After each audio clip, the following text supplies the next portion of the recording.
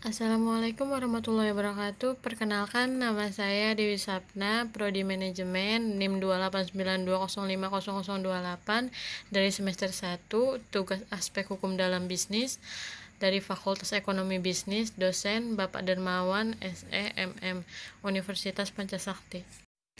Sebelum kita mulai, apakah teman-teman sudah tahu apa itu aspek hukum dalam bisnis? Pengertian hukum bisnis adalah suatu perangkat kaidah hukum termasuk enforcement-nya yang mengatur tentang tata cara pelaksanaan urusan atau kegiatan dagang, industri atau keuangan yang dihubungkan dengan produksi atau pertukaran barang atau jasa dengan menempatkan uang dari para entrepreneur dalam resiko tertentu dengan usaha tertentu dengan motif atau tujuan adalah untuk mendapatkan keuntungan tertentu.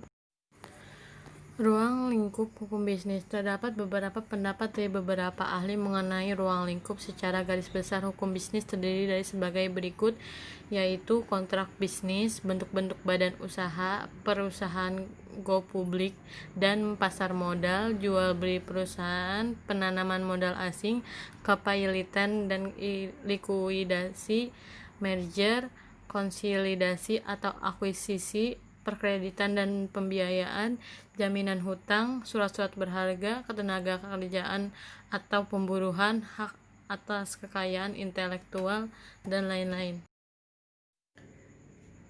Aspek pokok asas hukum bisnis. Aspek hukum yaitu terdiri dari aspek yuridis, aspek ekonomis, aspek politis, aspek sosiologis, aspek historis, aspek kultural atau kebiasaan, aspek agama atau kepercayaan, dan aspek filosofi, sehingga hukum bisnis dibentuk juga berdasarkan dari aspek-aspek tersebut.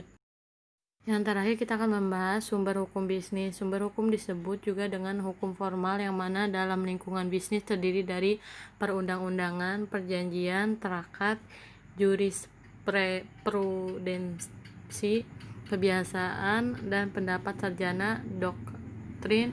Untuk tingkat kepentingan dan penggunaan sumber-sumber hukum tersebut sangat bergantung pada kekhususan masing-masing masalah hukum atau sistem hukum yang dianut suatu negara tertentu. Sekian dari saya, kurang lebihnya mohon maaf. Wassalamualaikum warahmatullahi wabarakatuh.